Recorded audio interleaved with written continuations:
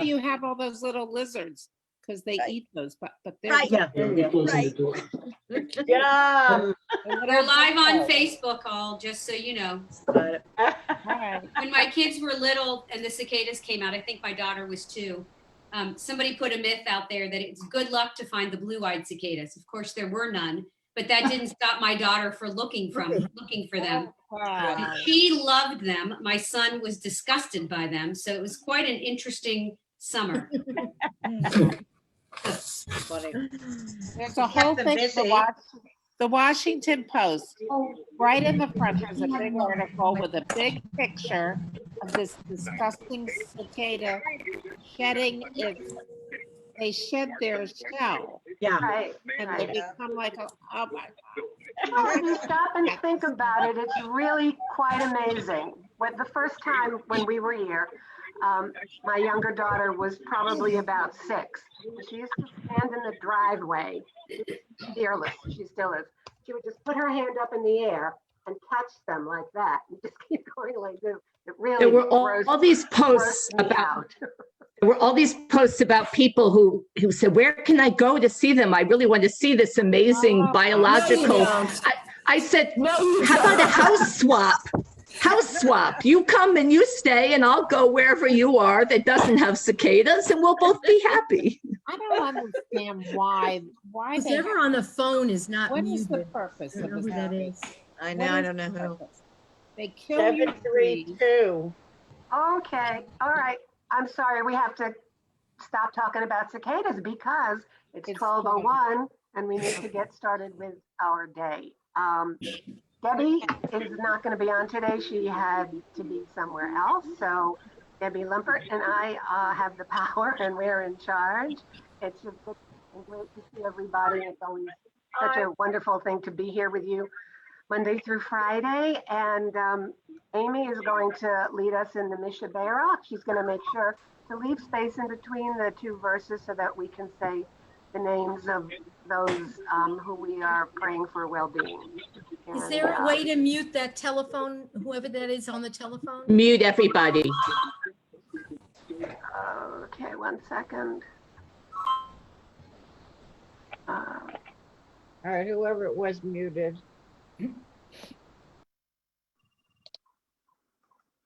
Okay, you're all muted 1 minute.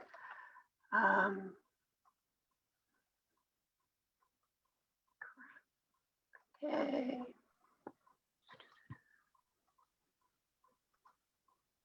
While Toby's doing that, just thank you in Thank you, advance to Amy Schwartz, who will be singing for us today. Edna Schrank's going to lead the Kaddish list read the Kaddish list. Paula Ferguson and I are going to read Psalm 94. And give me a second. Thank you, Julia, for teaching today. And thank you, Toby, for pushing the slides and going live on Facebook. And FYI, we still need Kaddish list readers for next week. So thank you. So this is, okay, this is a little different. Can you see this now? Yeah, yes, Okay, well enough. If you could make it bigger, that would be great, but I can squint. let's see. Toby, were you able to download it? Nope, I No, That's wasn't. fine, that's fine, So Toby. you're looking at a PDF. Okay, Yeah, sorry, I was out of the house when I sent it to you. that's okay. It's the PDF, and I'll talk to you later on about the sharing on the docs. It's all yours, Amy. Go ahead. Misheberach Avotenu Mekor habracha leimotenu. May the source of strength, who blessed the ones before us, help us find the courage to make our lives a blessing, and let us say Amen.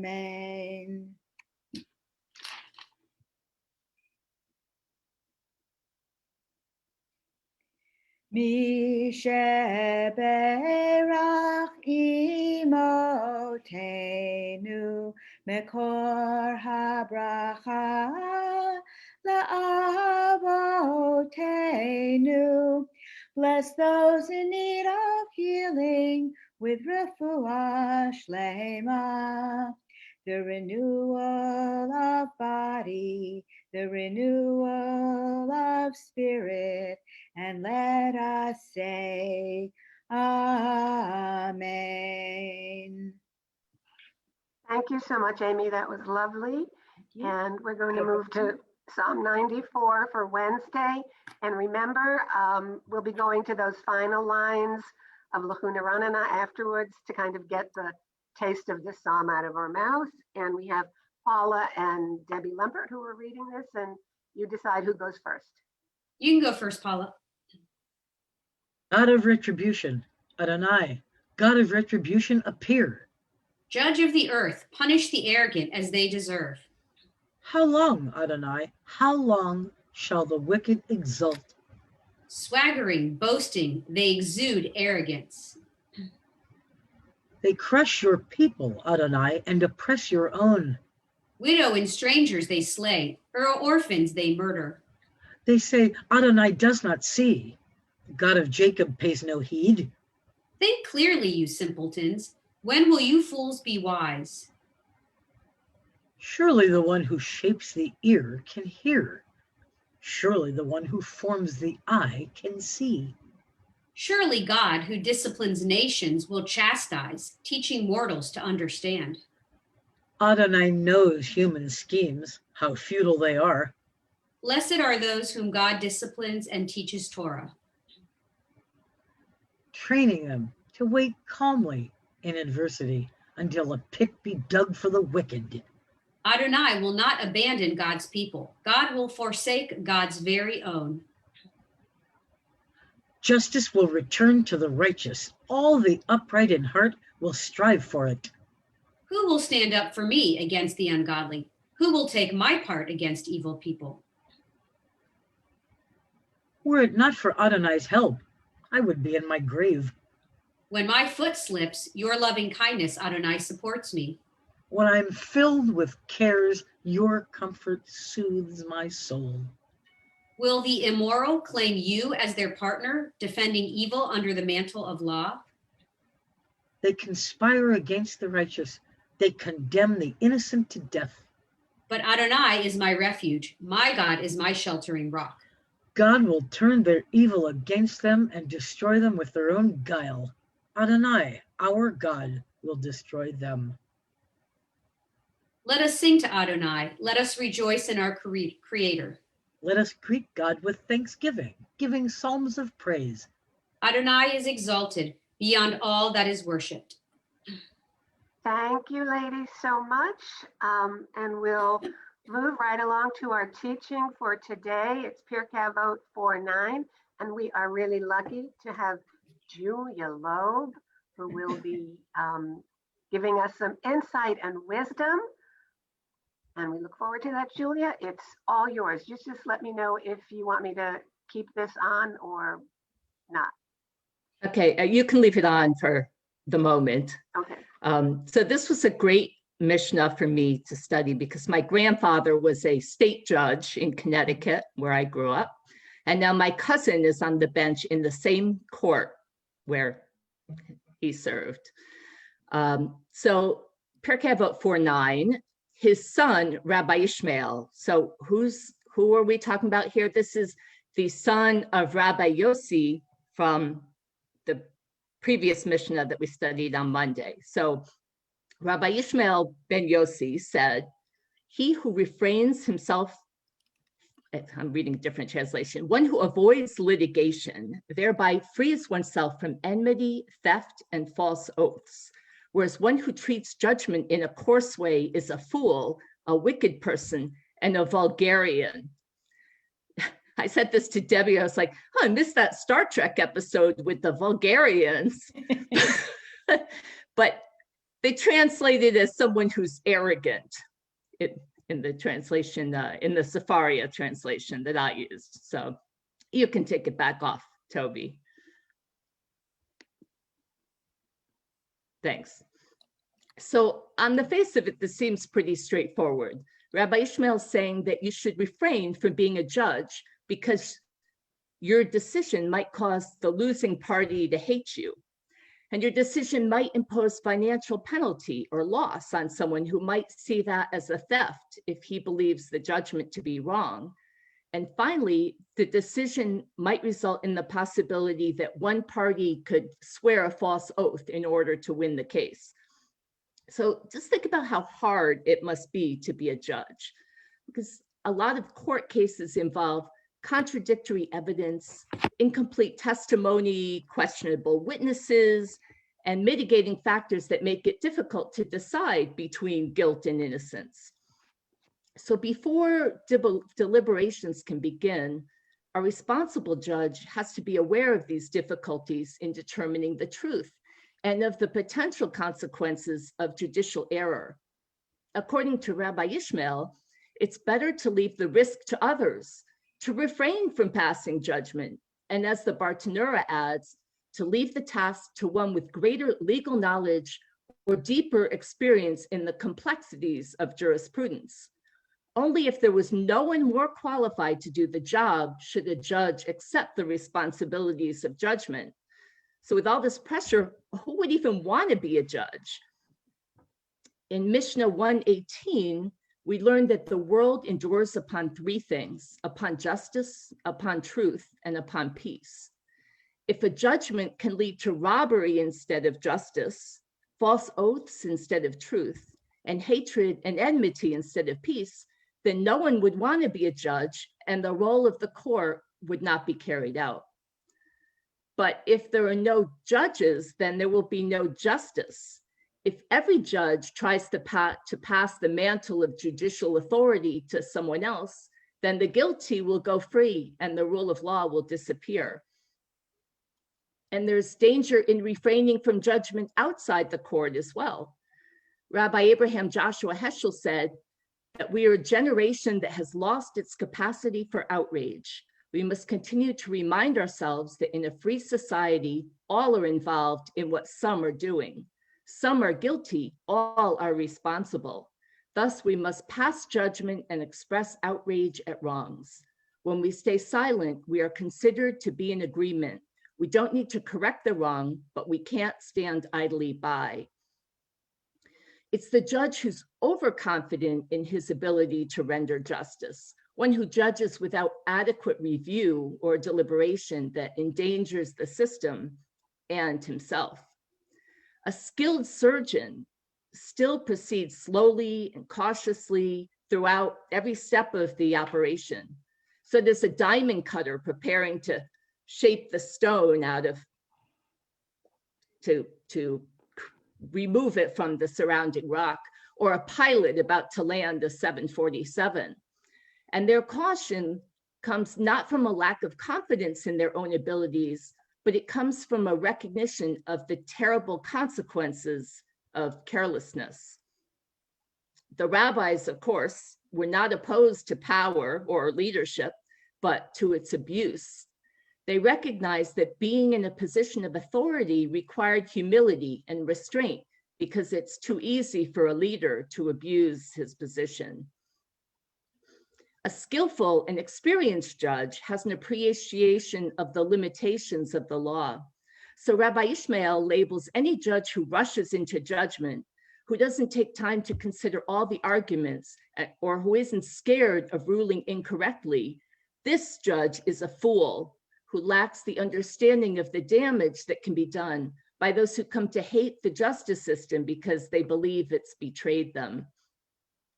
Also, Rabbi Ishmael denounces such a judge as not only foolish, but wicked, because he's not concerned with making himself a de facto thief through his own incorrect verdict. And finally, Rabbi Ishmael indicts such a judge as arrogant for ruling without adequate deliberation. His arrogance is what keeps him from consulting a competent authority. He thinks, I don't have to ask anybody, I know the answer. This judge's behavior shows that he's only learned law for the admiration, the glory of the position, just to say, I'm a judge. So this Mishnah is about judges, but we are our own judges. Every day we make hundreds of decisions. In this teaching, we learn that we shouldn't be impulsive. We should think about things carefully without rushing to make decisions. And we should also be humble enough to know that we don't have to pass judgment when it isn't needed or it isn't helpful. But why is it that we judge people or ideas so quickly? Excuse me. It can happen almost reflexively, as if we were born with this instant response to judge. But in reality, judging is a learned behavior. We don't know what society believes is acceptable or unacceptable until those around us tell us or model what should and should not be liked. And when I teach this, I always think of the song from South Pacific. You've got to be taught to hate and fear. You've got to be taught from year to year. It's got to be drummed in your dear little ear. You've got to be carefully taught. And of course, who's the one that we judge most harshly and most often? It's ourselves. So why do we judge so easily and so often? A couple of reasons. First, to gain approval. When we don't feel accepted, we're quick to point out those who also aren't up to par, as if saying, see, at least I'm better than that person over there. But in reality, we just look smaller. We also judge to boost our confidence or self-esteem. When you make a judgment about someone's behavior or clothing or lifestyle, you're trying to convince yourself that your behavior, or your clothing, or your lifestyle is okay. Why? Because you're not convinced that it is. And finally, we judge to feel normal, in air quotes. As many high school or middle school teachers can attest, many people judge or bully or tease others because they want to prove that there's someone that's more different than they are, and that they're better in some way. So if we can learn to judge, we can also learn, as Rabbi Ishmael suggests, to refrain from it as well. The first Mishnah in Pirkei Avot that we studied tells us to be patient in judgment. But how do we do that? So I have a couple of suggestions. The first is to be mindful. Judgment may be a natural instinct, but try to catch yourself before you speak or send that nasty email or text and do any potential harm. It's like the story of the man who asks for forgiveness and is told to cut open a feather pillow, scatter the feathers, and then go gather them all up again after they've been blown around by the wind. You can't get those words or that email back, even though I think Gmail has a feature now. Anyway, aside from that. So take a minute and just stop. Try to rephrase those critical thoughts into positive ones, or at least into neutral ones. And second, try to reframe the situations. You can stop making instant judgments by asking one question: is this the only possible interpretation? You might think that your coworker's lazy, so you'll call them lazy, but maybe they aren't doing their job because they hate their job, or they don't feel appreciated, or they have family issues at home. This other interpretation doesn't have to be right. It just has to be possible. You're not justifying their behavior, but it can help you to understand it. And then look at your own behavior. Sometimes we judge people for something that we do ourselves or we have done. So the next time you're driving, someday when we're all out driving on the highway again, and you find yourself yelling or swearing at someone who cuts into your lane without signaling, just ask yourself, have I ever done that? And probably the answer is yes. And then educate yourself. Sometimes when people do things that you think are annoying, there could be underlying reasons. If somebody's crowding you, getting into your personal space, especially now with COVID, nobody wants anybody too close. Maybe they're struggling with social skills or cues, or maybe they have different cultural norms about personal space. Remember, it's not always about you. and feel good about you, about yourself. Professor Brene Brown said, if I feel good about my parenting, I have no interest in judging other people's choices. If I feel good about my body, I don't go around making fun of other people's weight or appearance. We're hard on each other because we're using each other as a launching pad out of our own perceived deficiency. And finally, remember that judging a person doesn't define who they are, it defines who you are. In the Scarlet Letter, Nathaniel Hawthorne writes, she had not known the weight until she felt the freedom. What if we could let go of what other people think and get rid of behavior and expectations that don't serve us?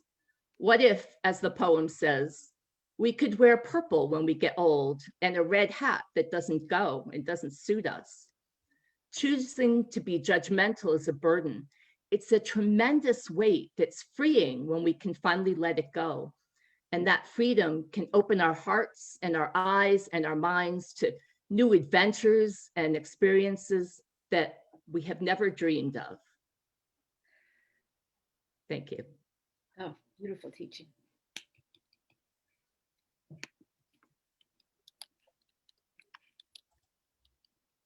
Julia, that was just wonderful. You've given us so much to think about, especially as we get into the holiday of Passover, and then before you know it, it's going to be the high holidays. I know personally for me, that judgment thing is I work on that every single year. I don't always do so well, so it's something for me to look forward to and try to make myself better at. But, and everybody, you can do what Julia did. And we're looking to you to please teach us. Just go up to the Sign Up Genius, pick a portion, and you can do this too. And I'm sure Julia and other people who have taught will be glad to help you besides Rabbi Wolensfields. But that was really great. And I'm sure there are many wonderful, Debbie put the Sign Up Genius in the chat. And I'm sure, Julia, you have lots of wonderful comments and remarks in the chat as well. So we're going to Did Gilda have a question? Yes. I just wanted to follow up from the other day that the Rabbi Yossi that you were talking about is Rabbi Yossi ben Halafta, and is not the same one as the one from the Haggadah, which is Rabbi Yossi.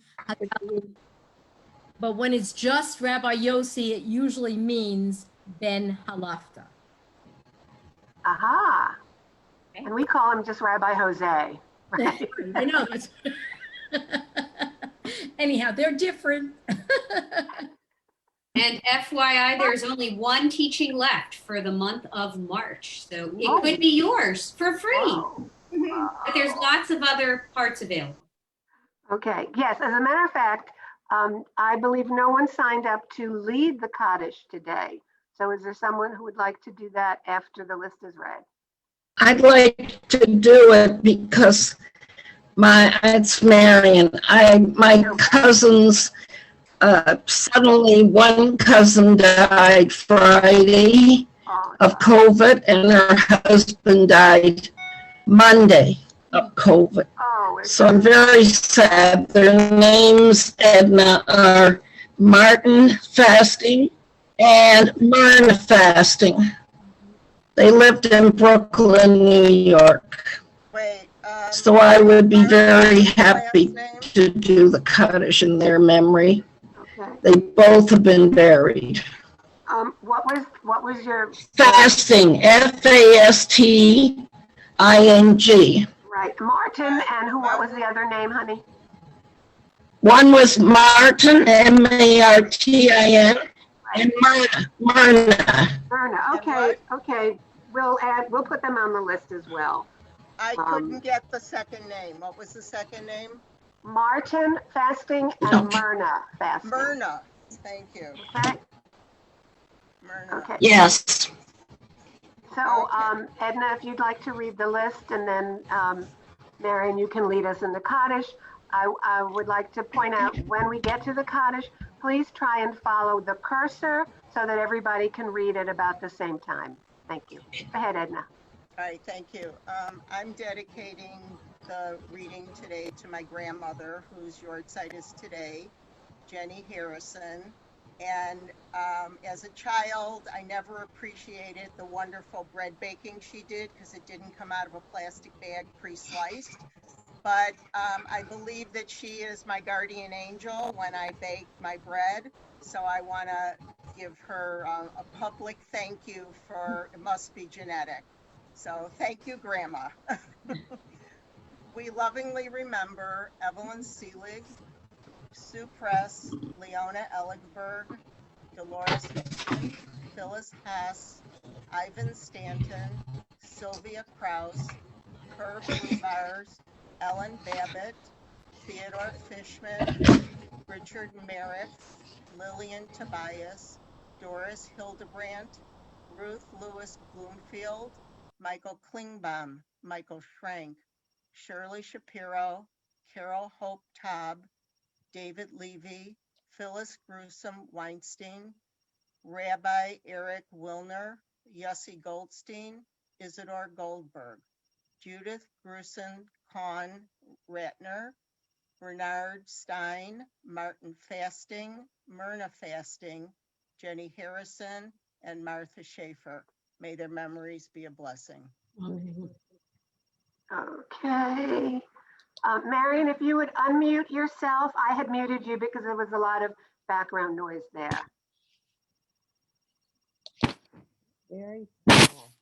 Can you make it larger a little bit? Oh, Tiny. how's that? That's better. Good. Okay. Thank you. Okay, I'm not, I have to go back on.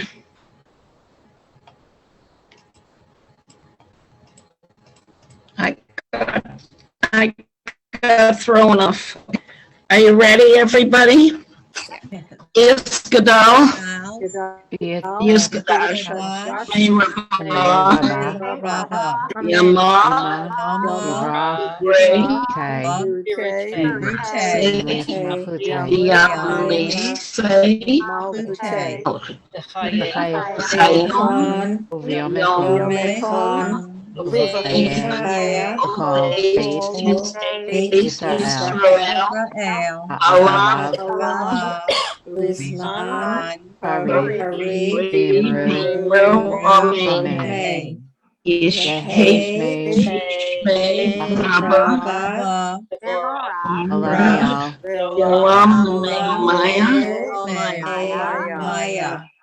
Yispara, Yisba, Yispar, Yisraman, Yishase, Yisdar,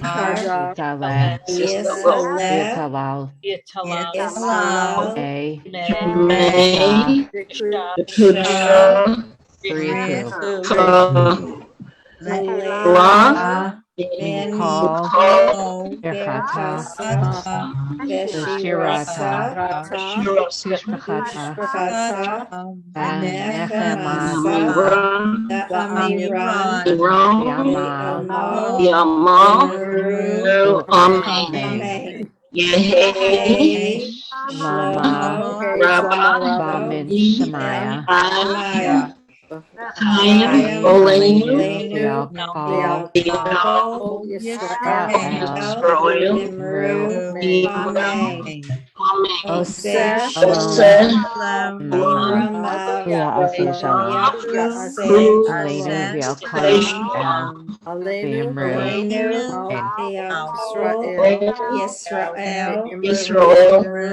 Amen.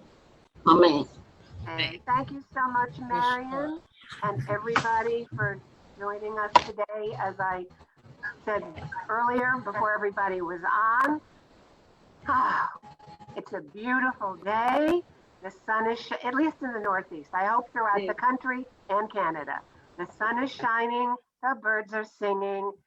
Here in Rockville, Maryland, it's going to go up to 59 degrees. So I hope you all have the opportunity to get outside of your dwellings and walk around, put your face up to the sun, say hello, get some vitamin D. And Debbie Limpert, do you have anything to add? I don't think so. Nope. Okay. Well Wonderful. then, we have come to the end of our day. We look forward to seeing you tomorrow, and enjoy the rest of your day, everybody. Good job, Toby. Thank you, Good job, Toby and Debbie, Deb and everyone. Beautiful. Thank you. Good job, Thank everyone. you. Okay. Thank you, Everybody. everybody. Bye. Could you